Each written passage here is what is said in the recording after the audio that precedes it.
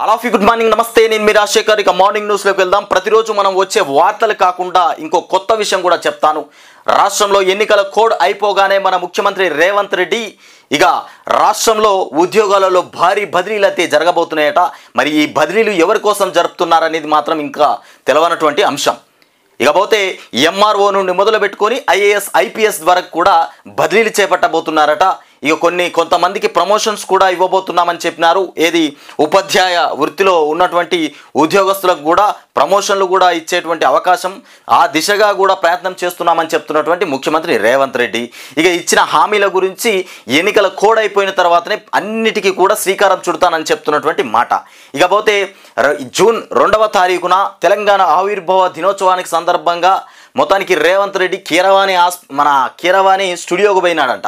స్టూడియోకి పోయి అక్కడ ఆ పాట ఎట్లా పాడుతున్నారో మరి ఆ సంగీతము ఏ రకంగా ఉన్నది అనే తిలకించడానికి మొత్తం మీద స్టూడియోకి అయితే పోయినాడంట రేవంత్ రెడ్డి. మరి ఇదే శ్రద్ధ ఎన్నికల కోడ్ అయిపోయిన తర్వాత కూడా ప్రజల మీద చూపెడితే బాగుంటుందని మేము అనుకుంటున్నాం. మీరు కూడా చెప్పాలి కదా, అదే చేయాలి. మరి ముఖ్యమంత్రి రేవంత్ రెడ్డి ఎన్నికల కోడ్ అయిపోగానే పోయి అక్కడ ఇక్కడ తిరగకుండా ఇచ్చిన హామీలను చెప్పిన మాటను రుణమాఫీని మేడిగడ్డ రిపేరు ఇక వానాకాల పంట విషయాల గురించి టోటల్గా రాష్ట్రంలో అభివృద్ధి దిశగా ప్రయాణిస్తే తప్ప తెలంగాణ రాష్ట్ర ప్రజలు మిమ్మల్ని క్షమించారని నేను చెప్తున్నటువంటి మాట. ముఖ్యమంత్రి రేవంత్ రెడ్డి ముఖ్యంగా చేయాల్సినటువంటి పని. ఇకపోతే కోల్కతాకే కప్పు ఇక ఐపీఎల్ ఛాంపియన్గా ఇక నైట్ రైడర్స్ ఫైనల్లో బ్యాట్ ఎత్తేసినటువంటి హైదరాబాద్. మొత్తానికి ఫైనల్లో బ్యాట్ ఎత్తేసిందట హైదరాబాద్. ఇక కోల్కతాకే కప్పు దక్కిపోయింది. ఇక నిన్న ఒకే మ్యాచ్ ఎక్కడ చూసినా ఈ మ్యాచ్ మొత్తం తెరలేసుకొని ఫోన్లలో ఇక లాస్ట్ కదా ఐపీఎల్ మ్యాచ్ చివరి మ్యాచ్ కాబట్టి ఇక అయిపోయేదాకా చూసినారయ్యా. ఇక ఓ స్ఫూర్తిదాయక ప్రస్థానానికి ఇక మరిచిపోదగ్గ ముగింపు అంచనాలు లేకుండా మొదలెట్టి విధ్వంసక బ్యాటింగ్తో అదరగొట్టినటువంటి ఆశలను ఇక పెంచేసి అందరి దృష్టిని ఇక తన వైపే తిప్పుకున్నటువంటి సన్ రైజర్స్ హైదరాబాదు ఆఖరి మెట్టు ఇక పై బోల్తా కొట్టింది. అనూహ్యమైనటువంటి దూకుడుతో అభిమానులను మురిపించింది. ఇక మైమరిపించినటువంటి ఆ జట్టు కనీస పోరాటం లేకుండా ఇక కాస్తైనా నిలవకుండా ఫైనల్లో ప్రత్యర్థికి దాసోహమంది. ఇక పరుగులు వరద పారించిన బ్యాట్లు ఇక మూగబోయిన వేళ హైదరాబాద్ చిత్తుగా ఓడింది. హెడ్ ఫెయిర్ హైదరాబాద్ చిత్తుగా ఓడిపోయిందట. హైదరాబాద్ ఇది విలువ మొత్తమే పోయింది, ఓడిపోయిందట చిత్తుగా. అభిషేక్ ఫెయిల్ క్లాసెస్ ఇకపోతే ఫెయిల్ కోల్కతాది. ఇక కప్పు సర్వత్తరంగా ఇక సాగినటువంటి ఐపీఎల్ 17వ ఐపీఎల్ 17 చప్పగా ముగిసింది. ఇక తుది సమరాన్ని కూడా ఏకపక్షంగా మార్చేస్తూ ఇక కోల్కతా నైట్ రైడర్స్ 3వసారి ఛాంపియన్గా అవతరించింది. ఇక స్టార్క్, హర్షిత్ ఇకపోతే రానా ఇక రసెల్ల సూపర్ బౌలింగ్లకు కూడా బ్యాట్లు ఎత్తేసినటువంటి హైదరాబాద్ 113కే ఇక కుప్పకూలగా ఇక నైట్ రైడర్స్ చెమట పట్టకుండా స్వల్ప లక్ష్యాన్ని కూడా ఛేదించిందట. మొత్తానికి ఈ రకంగా మ్యాచ్ అయితే నిన్న ముగిసింది. ఇకపోతే ఉసురు తీసిన గాలివాన. ఇక నిన్న పలు చోట్ల బ్రహ్మాండంగా వర్షాలు కురిసినాయి. గాలి బీభత్సంగా గాలి, ఆ చెట్లు విరగడము, కరెంటు వైర్లు తెగిపోవడము అట్లాంటి కథలన్నీ జరిగినాయి ఈ గాలివానకి. ఇక మన ముఖ్యమంత్రి రేవంత్ రెడ్డి సారు గాలివాన వచ్చినా ఉరుములు మెరుపులు వచ్చినా ఎక్కడ కూడా కరెంటు పోవద్దని చెప్తుండు. ఇట్లాంటి మాటలు మాట్లాడుతున్నాడు. మరి ఈ గాలివానకి స్తంభాలు విరిగిపోయినాయి, ఎక్కడ స్తంభించిపోయినాయి. విరిగిపడిన చెట్లు, కూలిన షెడ్లు, కరెంటు స్తంభాలు. రాష్ట్ర వ్యాప్తంగా 13 మంది మృత్యువాత పడ్డారట. ఒక్కరు కాదు, ఇద్దరు కాదు, ఏకంగా 13 మంది రాష్ట్ర వ్యాప్తంగా. ఏది గాలివాన బీభత్సానికి. ఇక నాగర్ కర్నూల్ జిల్లాలోనే 7 దుర్మరణం, హైదరాబాద్లో 4, మెదక్లో 2 మృతి చెందినారు. ఇక ఇది మృతుల సంఖ్య ఈ గాలివాన చేయబట్టి. తీరం దాటిన రెమాల్. ఇక ఒడిశా, పశ్చిమ బెంగాల్లో విస్తారంగా వర్షాలు. ఒడిశా, పశ్చిమ బెంగాల్లో ఒక మోస్తారు నుండి విస్తారంగా వర్షాలు పడతాయట. తీరం దాటిందట. ఇక తుఫాన్ పేరు వచ్చేసి రెమాల్. ఇక ధాన్యం అమ్మకాలు, సన్న బియ్యం కొనుగోలులో 1100 కోట్ల కుంభకోణం జరిగిందట. ధాన్యం అమ్మకాలల్లో ఇక సన్న బియ్యం కొనుగోళ్లలో 1100 కోట్ల కుంభకోణం జరిగిందట. మరి ఈ 1100 కోట్ల కుంభకోణం ఎవరు చేసినారు? ఇక మంత్రి ఉత్తమ్ సమక్షంలో అనధికారిక ఒప్పందాలు జరిగినాయట. ఉత్తమ్ సమక్షంలోనే జరిగినాయట ఈ 1100 కోట్ల కుంభకోణం వ్యవహారం. మరి మేము రూపాయి దినం, మేము ఎక్కడ కూడా అన్యాయం చేయం, ప్రజల కోసమే పనిచేస్తామని చెప్పినటువంటి ముఖ్యమంత్రి రేవంత్ రెడ్డి మీ ఉత్తమ్ కుమార్ చేసిన ఘనకార్యం ఏంది? మరి దీనికి సమాధానం ఎవరు చెప్పాలి? 4 సంస్థలకే టెండర్లు దక్కేలా గోల్మాల్ చేస్తున్నారట. ఇక సీఎం కార్యాలయంలో పాటు ఢిల్లీ పెద్దల వరకు కూడా ఈ పాత్ర ఉందట. ఇక ఇక్కడ రాష్ట్రంలో ఉన్నటువంటి సీఎం పాత్రనే కాదయ్యా, ఢిల్లీలో ఉన్నటువంటి నాయకుల వరకు కూడా ఈ పాత్రలో పోషిస్తున్నారట. అంటే వాళ్ళ దాకా కూడా ఈ వ్యవహారం నడుస్తుంది, ఇంతమంది చేతుల్లో నడుస్తుంది అన్నట్టు. మొత్తం మీద కేటీఆర్ బయట పెట్టింది ఈ విషయాన్ని. ఇక ఇక్కడ చూస్తుంటే ఆరోపణల్లో పైసా నిజం లేదు. ఎన్ని ఆరోపణలు వచ్చినా అందులో పైసా నిజం లేదని ఉత్తమ్ చెప్తాడు. ఉత్తమే కదా చెప్పేది. ఉత్తమ్ పైన కేటీఆర్, ఉత్తమ్ అయితే ఎన్ని ఆరోపణలు చేసినా అన్ని ఉత్తయే, ఒక నయా పైసా కూడా నిజం లేదని చెప్తుండు. ఇక మిల్లర్ల దగ్గర డబ్బులు తీసుకున్నన్ని ఇష్టం వచ్చినట్లు మాట్లాడుతున్నారు. తీసుకున్నానని, మిల్లర్ల దగ్గర డబ్బులు తీసుకున్నామని కేటీఆర్ చెప్పినాడు కదా. కేటీఆర్ని అంటుండు ఇష్టం ఉన్నట్టు మాట్లాడుతుండట. మళ్ళీ మిల్లర్ల దగ్గర డబ్బులు తీసుకున్నారని, ఢిల్లీకి పంపిస్తున్నారని కేటీఆర్ కాదు మోదీ సార్ కూడా చెప్పినాడు కదా. ప్రధాని మోదీ కూడా చెప్పినటువంటి విషయమే కదా. మీరు మిల్లర్ల దగ్గర ఇక్కడ డబ్బులన్నీ వసూలు చేస్తున్నారని ఇష్టం వచ్చినట్లు మాట్లాడుతున్నారట. ఇక విపక్ష నేతలపైన మండిపడినటువంటి ఉత్తమ్ ఇక మహేశ్వర్ రెడ్డి పదవిని ఇక కొనుక్కున్నారని కూడా ఆరోపణ. మహేశ్వర్ రెడ్డి పదవిని కొనుక్కున్నారని కూడా ఆరోపణ చేస్తున్నాడంట. ఇది ఇక మీడియాతో మాట్లాడుతున్నటువంటి ఉత్తమ్ పక్కన ఉన్నటువంటి శ్రీధర్ బాబు. ఈ శ్రీధర్ బాబు అయితే అసలు ఏం పని చేస్తుండో ఏమో అర్థమైతలేదు. ఇక ఢిల్లీలో అగ్ని ప్రమాదం జరిగిన చిన్న పిల్లల ఆసుపత్రి నుంచి నవజాత శిశువును కాపాడుతున్నటువంటి స్థానికులు.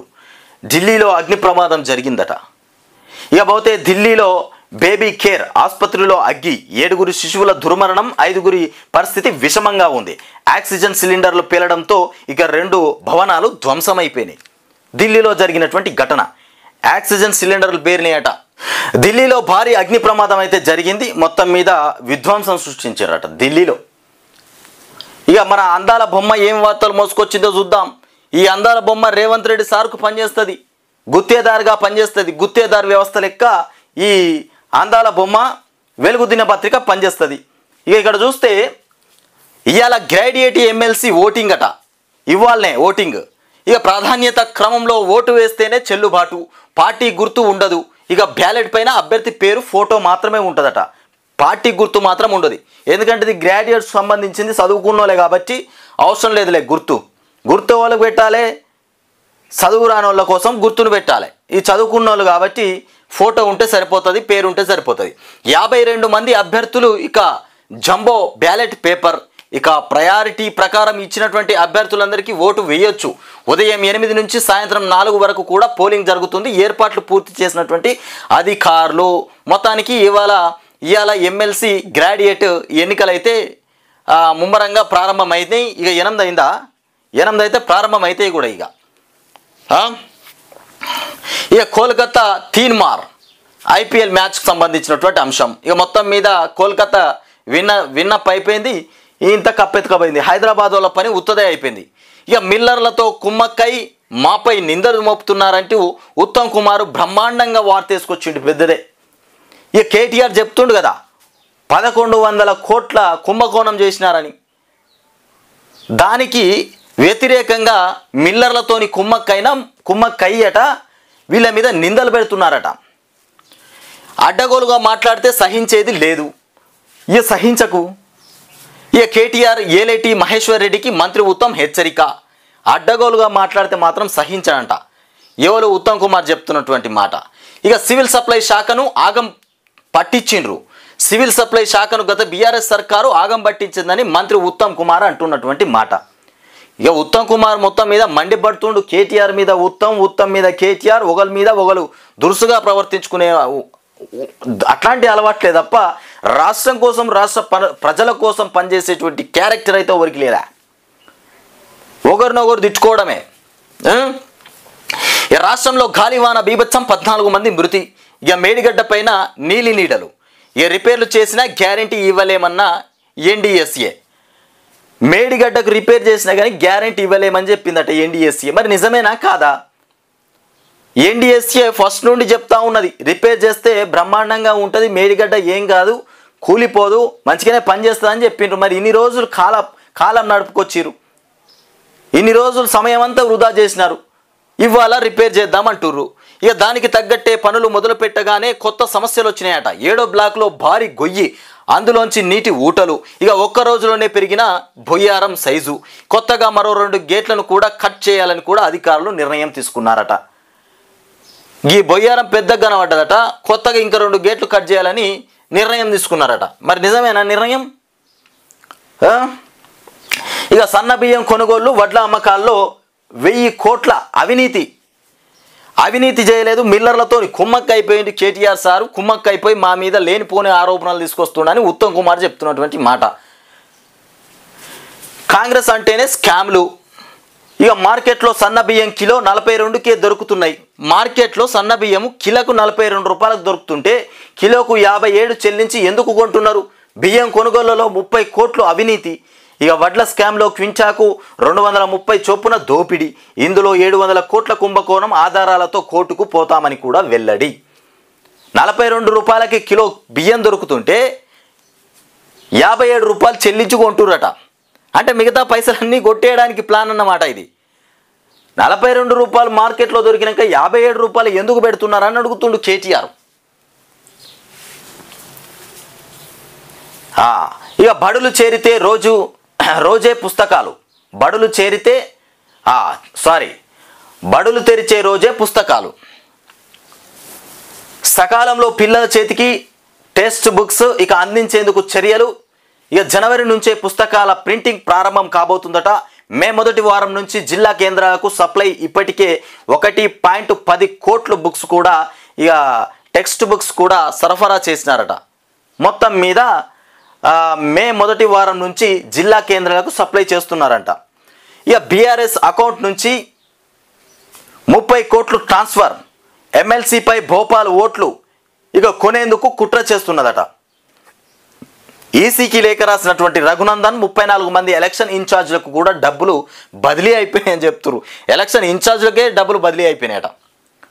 30 కోట్లు ట్రాన్స్ఫర్ చేసినారట బీఆర్ఎస్ అకౌంట్ నుంచి. భారీ అమౌంటే. మరి ఇవన్నీ నిజమేనా కాదా? మొత్తం మీద ఇది అందాల బొమ్మ రాసుకొచ్చినటువంటి వార్తలు. ఇక అందాల బొమ్మ రాసుకొచ్చినటువంటి వార్తలు. ఇక మనం అన్ని పేపర్లు చూడాలి.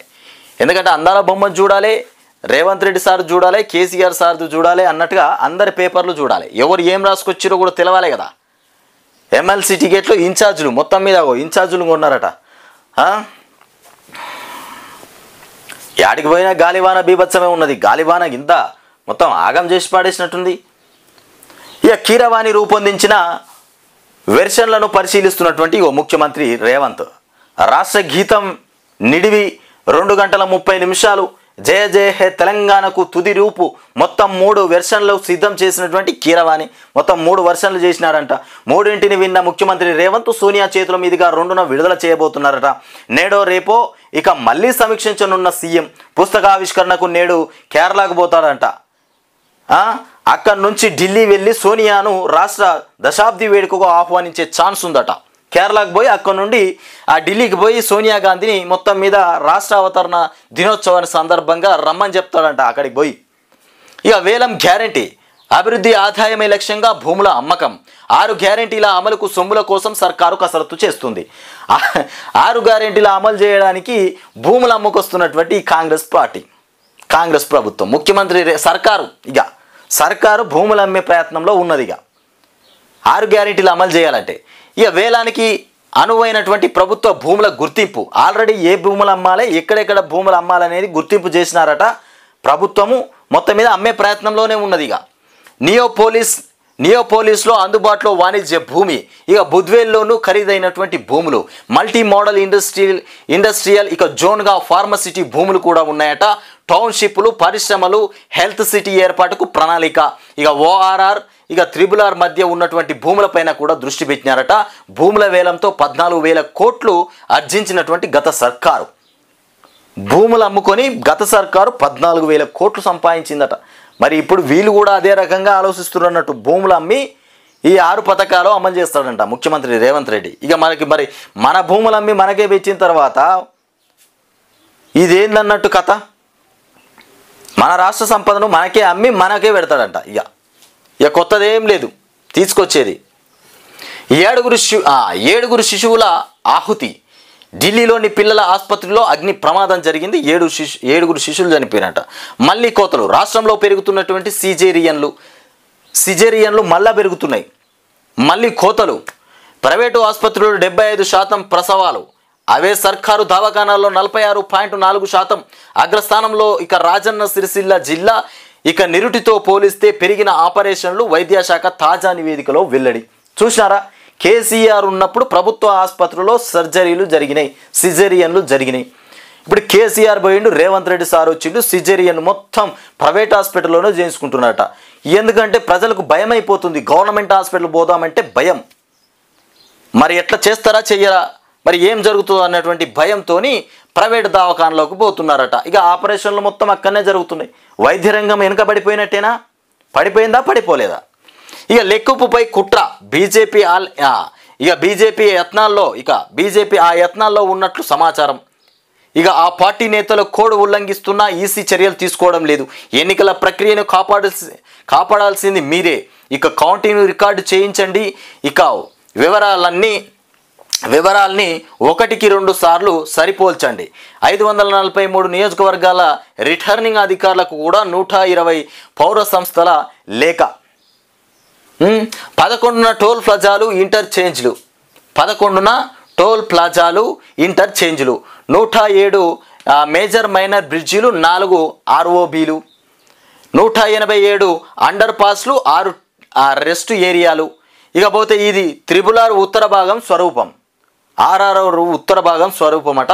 ఇక బ్రిడ్జిలు, కెనాల్ క్రాసింగ్స్, ఇక రైల్వే అంశాలపైన ఇక GADకి వివరాలు సమర్పించినటువంటి NHAI. ఇక గల్లీ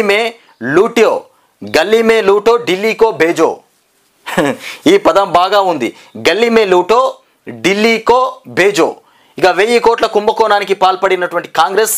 ధాన్యం సేకరణ, సన్న బియ్యం సరఫరాలో అవినీతి. 4 ప్రైవేటు సంస్థలతో మిల్లర్లకు బెదిరింపులు. ఈ వ్యవహారం పైన సిట్టింగ్ జడ్జితో విచారణ చేపట్టాలి అంటూ BRS వర్కింగ్ ప్రెసిడెంట్ కేటీఆర్. మొత్తం మీద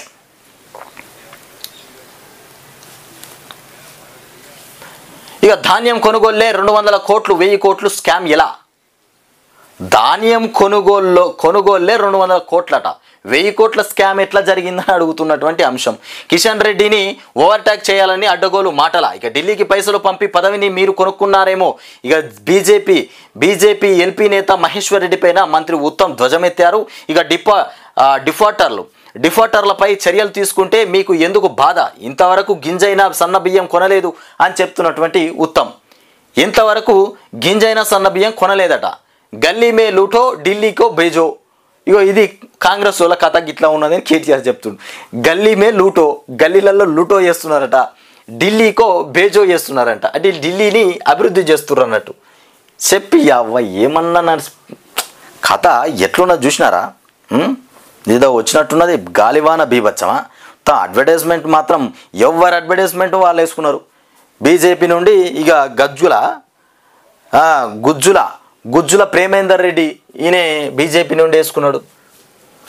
తీన్మార్ మల్లన్న కాంగ్రెస్ నుండి. ఇగో ఈయన ఏనుగుల రాకేష్ రెడ్డి కేసీఆర్ను ఉద్దేశించి వేసుకున్నాడు. ఎవరికి వాళ్ళే ఫోటోలు తలిగించుకున్నారు పొరి.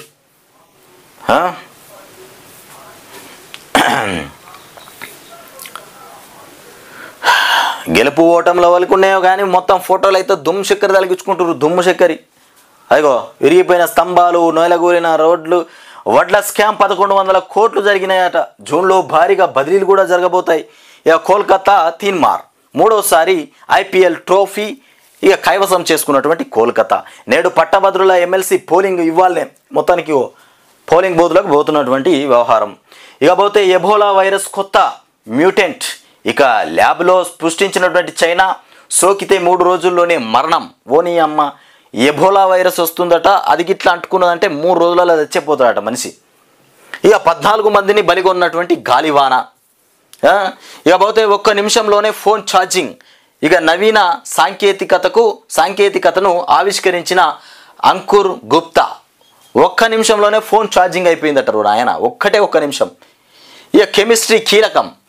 జేఈఈ అడ్వాన్స్డ్ పరీక్షకు రాష్ట్రంలో 24,000 మంది జూన్ 9న ఫలితాలు విడుదల. ఇక తెలంగాణ ఖనిజం ఆంధ్రకు.